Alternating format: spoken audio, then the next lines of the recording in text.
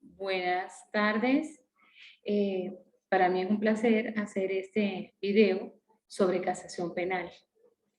Y lo que dice Piero Calamandrei, la investigación sobre el desarrollo histórico de la casación es una de las más provechosas y apasionantes que puedan realizarse en el campo de las instituciones judiciales.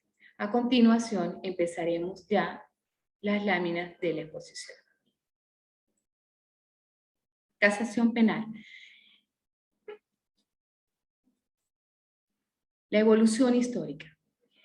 Nace en el derecho romano, conocida como la frase de Lecou. Los romanos fijaron la perpetuidad de las categorías del pensamiento jurídico, idea que reproduce Giovanni Papini, así como que Roma también tuvo las legistas que registraban en el bronce para los pueblos y para los siglos de las reglas de la más elevada justicia.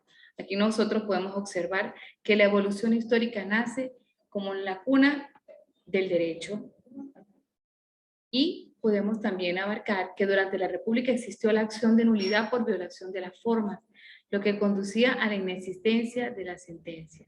Si bien se emitió después del recurso que permitía atacar la sentencia por grave injusticia, había muchísimas injusticias originadas en errores de derecho, En esa época se hablaba de errores.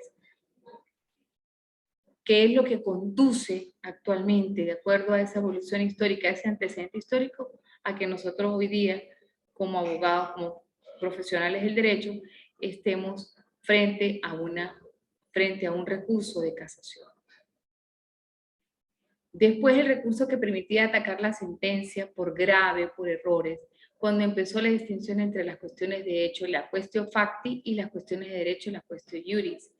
Cuando se dictaba una sentencia viciada en su forma, no existía un medio de gravamen propiamente dicho para atacarla, y en tal caso, si la parte gananciosa con ese fallo pretendía ejecutarlo, la parte contraria tenía en su favor no un recurso como tal, sino la acción de nulidad, la querella nullitatis, conforme a la cual lograba que el juez, otro de la misma jerarquía del primero, una simple declaración de que el fallo era totalmente inexistente. Asimismo, Calamandrei, que remonta pues al derecho romano y que hace durante siglos para el desenvolvimiento de la casación, la idea más fecunda que entre los diversos errores injudicando de lo que puede estar viciada una sentencia injusta, unos tienen un alcance que sobrepasa el interés particular y atañen a las relaciones entre la ley y el juez. No es pues la contraposición entre el error facti y el error iuris, lo que está en la base de la distinción, sino el reconocimiento de una especial categoría de errores de derecho que es en antítesis con los demás errores de derecho y con los demás errores de hecho. Tienen una gravedad política que no presenta ninguno de los errores en que puede incurrir el juez. La idea que está en la base de la casación, concluye el autor citado, de una más fuerte reacción de la ley para defenderse de la rebelión del juez y de lo que denomina la nomofilaquia, vocablo del autor argentino de la Rúa, que considera un acierto neolegístico. El juez, en su germen romano, la querella iniquitatis, se daba contra la sentencia viciada por error de juicio, indicando al paso de que el derecho, la querella nullitatis, procedía contra la sentencia viciada por errores del procedimiento, lo que se consideraba aún más grave, porque ya no se trataba de una errónea aplicación del derecho, sino de la inobservancia del derecho. Bien, bajo este concepto era que entraban los casos de error manifiesto, aquellos en que se violaba el ius constitutionis, que era el error más grave con el cual se afecta más directamente. Según Matirolo, en la Edad Media, en 1442, se encontraba en Nápoles un sacro colegio real para definir las controversias entre aquellos que se decían lesionados ilegalmente por las sentencias inapelables y alegaban discrepancias en derecho. Pero sea o no en italiano, el origen del recurso, agrega este autor, debe merecer la acogida que correspondía a su mérito intrínseco, no menos que a su origen. También podemos señalar la Revolución Francesa, la cual se encuentra en Italia dividida políticamente en varios estados, que habrían de adoptar, entre otras leyes, la de la casación, que era obra de aquella revolución, como lo veremos al estudiar la casación en Francia. Bajo la monarquía de Saboya se inicia la unificación italiana, que completa con la ocupación de Roma en 1870 Para ese momento existen la Corte de Casación de Turín, de Florencia y de Nápoles, Palermo y Roma, lo que ha servido a los críticos de la casación para fundamentar sus ataques, dado que la contradictoria jurisprudencia que daba lugar a los diversos fallos de esas cortes.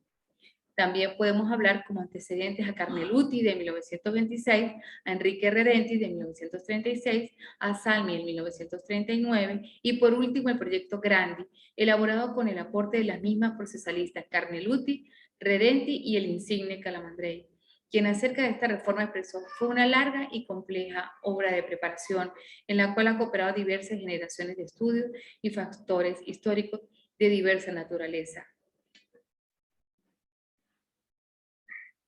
La Corte de Roma es el supremo tribunal de la República para asegurar la exacta observancia y uniformidad de la interpretación de la ley, la unidad del derecho objetivo nacional y el respeto a los límites. Aquí nosotros podemos observar que a través de la evolución de los años, esa evolución histórica parte de errores de derecho, donde los diversos autores consagran esa inobservancia, esa uniformidad en base a esa interpretación de la ley, a esa unidad del derecho respecto a los límites de las diversas jurisdicciones. El recurso de casación se da en Italia por defecto de jurisdicción, por violación de la norma sobre competencia, por violación o falsa aplicación de la norma de derecho, por nulidad de la sentencia o del procedimiento y por omisión en examinar un hecho decisivo para el juicio y que ha sido objeto de discusión entre las diversas partes. También vemos que son recurribles las sentencias definitivas pronunciadas en grado de apelación o en único grado también puede serlo en las interlocutorias, pero en este caso conjuntamente con la definitiva. La parte que intente conservar ese derecho debe hacer reserva expresa en tal sentido bajo pena de que le precluya ese derecho. Existe allí entonces la casación per saltum, es decir, cuando las partes de mutuo acuerdo resuelven omitir la apelación, pero en este caso el recurso solo puede fundarse en violación o falta aplicación de la norma de derecho, tal cual como lo vemos hoy día. También podemos agregar que el recurso de casación es en interés de ley interpuesto por el Ministerio Público cuando las partes no lo hacen y en tal caso la sentencia es solo en interés de la ley, es decir, no beneficia a las partes. Ese recurso debe ser precedido del depósito para el caso en el que el recurrente sucumba de 150 libras de la sentencia impugnada del pretor. Esto en torno a esa evolución histórica como regla general que se da en Italia en base a la interposición del recurso de casación que no tiene efecto suspensivo contra la sentencia recurrida. Pero la Corte a solicitud de parte puede dictar previamente la suspensión, ojo, consagrándose así una especie de un sistema intermedio. En Venezuela, como sabemos, el recurso de casación tiene efectos suspensivos, pero la parte favorecida con la sentencia recurrida puede pedir medidas ejecutorias y adelantar el procedimiento de ejecución y esperar luego la suerte que habrá de conocer el recurso para determinar o no con dicho recurso en un procedimiento existivis. Ahí podemos ver también en la casación, en la evolución histórica, la casación en Francia, según Calamandrei, y también nos habla el recurso de casación, no forma parte en Francia del Código de Procedimiento Civil, ahí se hace una especie de evaluación en torno también a los casos civiles. La proposición de error fue enviada al monarca, destinada al Parlamento, para que corrigiera aquellos vicios o errores indicando cometidos en la sentencia, tanto en lo que respecta a la norma del derecho objetivo como en cuanto a su interpretación. En la ley de 1947 se contempló un procedimiento de carácter general aplicable al litigante asistido de un abogado autorizado para actuar en casación y otro procedimiento de excepción cuando la ley dispensa a la parte a la asistencia del abogado, existiendo entre uno y otro procedimientos diferentes fundamentales en cuanto a la forma y términos que rigen la tramitación del recurso. También en la ley de 1952, la Corte se dividió en 5 salas, con una total de 42 magistrados, 2 salas o cámaras civiles y una que vino a sustituir la criticada Chambre de Requex, que se conocía con los recursos de forma y que se pronuncia sobre la admisibilidad del recurso. Los motivos de casación son de forma que comprenden la incompetencia, exceso de poder, contradicción en la sentencia, inobservancia en la forma y de fondo. Y la consistente en la violación expresa de la ley, que puede ser la violación propiamente dicho, falsa aplicación y errónea interpretación. Pues seguimos viendo realmente lo que afirma Cuenca. Lo que ocurre ante el reenvío es una nueva instancia. Las partes pueden alegar y probar hechos nuevos, plantear excepciones y alegatos, siempre que no hayan sido decididos anteriormente, e incluso interponer nuevas apelaciones. Entonces aquí nosotros vemos cómo a raíz del tiempo y de la evolución histórica, ustedes pueden observar cómo están en las láminas establecido esta evolución histórica en torno a la casación. Entonces, ahí está en la evolución histórica en Venezuela. En el año 1876, en que se introdujo en Venezuela el recurso de casación, según la memoria de la Corte Federal de 1867, se introdujo en la Corte de los 7 recursos civiles y 2 criminales. Durante este año se sentenciaron solo 2 recursos civiles, habiendo tenido lugar el primero el 23 de octubre de 1876, fue la primera sentencia de casación fue dictada en Venezuela. ¿Cuándo procede la casación? Este recurso procede contra sentencias cuyo procedimiento se encuentre finalizado en segunda instancia y debe ser presentado cuando el interesado tenga pruebas de que existen errores en el procedimiento o en la aplicación de la ley. Eso lo establece el artículo del Código Orgánico Procesal Penal en estos casos.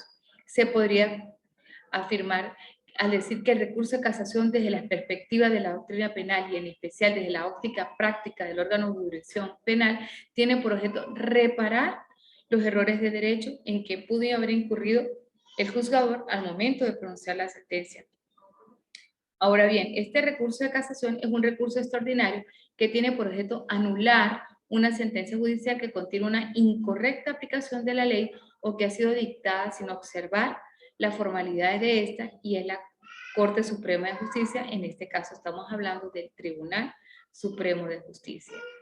El amparo constitucional es un medio procesal que tiene como finalidad asegurar el goce y ejercicio de los derechos y garantías constitucionales. Se garantiza o se caracteriza por ser oral y público, breve y sumario, gratuito y no sujeto a formalidad alguna. El proceso constitucional de amparo fue introducido en Venezuela en la Constitución de 1961 y se estableció siguiendo la orientación del constitucionalismo moderno latinoamericano. ¿Qué es el amparo constitucional? El amparo constitucional, de acuerdo a nuestras cartas magnas, ha sido una garantía judicial en torno a los derechos y a las garantías constitucionales. También podemos agregar que el amparo cumple una doble función de protección al ciudadano en sus garantías fundamentales y a la propia Constitución al garantizar la inviolabilidad de sus preceptos, ya sea por normas generales, contrarias a dicho precepto o por actos de autoridad que vulneren el contenido de los derechos fundamentales. El recurso de amparo se interpone dentro de los 30 días, se interpone de acuerdo a la normativa legal establecida en torno al amparo y que actualmente se encuentra consagrada en la Constitución de nuestra República Bolivariana de Venezuela del año 1999. Ahí podemos observar que dice la ley de amparo, incluye modalidades contra normas, contra decisiones judiciales, amparo y habeas corpus, amparo sobrevenido. Esa parte del amparo y del habeas corpus, estamos viendo que estamos hablando en cuanto al género y la especie. ¿Por qué? Porque ambas están muy relacionadas. Una garantiza los derechos fundamentales y la otra protege el derecho a la libertad. En este caso estaríamos hablando del habeas corpus. Bien, entonces, ¿qué es el efecto suspensivo devolutivo? Como se desprende del vocablo, implica que la competencia del inferior a quo se suspende para conocer del proceso desde cuando queda ejecutoriada o firme la providencia que concede la apelación, hasta que el expediente le es devuelto y ordena obedecer lo resuelto o decidido por el superior. En el término comprendido entre esas dos oportunidades o momentos, el juez de primera instancia pierde la competencia, pero la conserva en algunas actuaciones limitadas, por cierto, únicamente para prácticas de ciertas medidas cautelares. En el efecto devolutivo, el funcionario de primera instancia no pierde la competencia, pues continúa dándole trámite al proceso y cumple lo decidido en la providencia recurrida. La apelación en esta modalidad se surte como copias que deben concursar en sí. Acordémonos que la apelación es un recurso concedido a favor de todo litigante que haya sufrido algún agravio por una resolución judicial. También podemos hablar en el efecto suspensivo del efecto devolutivo, donde el funcionario de primera instancia no pierde la competencia, pues continúa dándole trámite al proceso y cumple lo decidido en la providencia recurrida. La apelación en esta modalidad se surte sobre copias que deben compulsarse sobre tal fin. Asimismo, el Código Orgánico Procesal Penal establece en relación al efecto suspensivo en el artículo 439, donde dice que la interposición de un recurso suspenderá la ejecución de la decisión, salvo que expresamente se disponga lo contrario. Por ende, en Venezuela se reconoce la importancia del derecho a la impugnación y asigna a cada uno distintos efectos jurídicos. Es este caso el efecto suspensivo, en el cual consiste en que se suspenden los efectos de la resolución y se recurre mientras haya la sustanciación del recurso. Es decir, que se retrotrae en torno al efecto suspensivo señalado en el artículo 439. El habeas corpus, como lo había dicho anteriormente, el habeas corpus es conceptualizado como una modalidad especial de amparo en cuyo objetivo es primordial es la puesta del detenido bajo la custodia del tribunal con la mayor celeridad posible. El habeas corpus es una garantía que busca proteger a los ciudadanos de las detenciones y arrestos ilegales. Este procedimiento de habeas corpus busca proteger al ciudadano, protegerlo de una libertad personal, ambulatoria y de desplazamiento de las personas ante arrestos netamente ilegales. Hablando en torno también al articulado, podemos hablar que esas sentencias recurridas en casación es un recurso que tiene por objeto anular una sentencia que contiene un error o una falta de aplicación o una errónea aplicación o una falta de interpretación de la norma, y el cual debe ser interpuesto ante la Corte de Apelaciones. En base a lo que está señalado en el artículo del Código Orgánico Procesal Penal, en el artículo 451, que nos establece en torno a una violación o a su indebida aplicación o a su errónea interpretación. En torno al 452, aquí está concatenado en base al artículo 49, el cual nos habla de las garantías del debido proceso, y en ese primer párrafo habla en base a la apelación, y el cual debe ser interpuesto por escrito de manera clara y precisa o concisa, en virtud de la norma que se considere netamente violada por ante la Corte de Apelaciones en un lapso no mayor de 15 días hábiles de haberse publicado la sentencia. O, en este caso, en el caso de que ya esté, ya lo sepa él, en ese caso de que se encuentre privado de libertad, y en ese caso se notifica inmediatamente. Apelación es una acción o un medio procesal concedido al litigante por el cual él se ve perjudicado por una decisión judicial para acudir a un tribunal superior. Y el recurso de revisión es la solicitud del mismo debe estar investida de la mayor certeza, seguridad y exactitud posible en vista de que éste puede poner en riesgo una decisión firme. Entonces, los aportes que nosotros podemos generalizar en torno a la apelación es fomentar en sí ese favor al litigante por haber sufrido un agravio en torno a una resolución. Ahí podemos observar ese recurso de revocación como un medio de defensa administrativo también, que se habla en torno más bien a las partes, vamos a decirlo así, tributarias, en torno a los contribuyentes, pero si nosotros lo abocamos a la parte penal, ahí nosotros podemos ver que ¿qué es revocar? Es tratar de cambiar una decisión.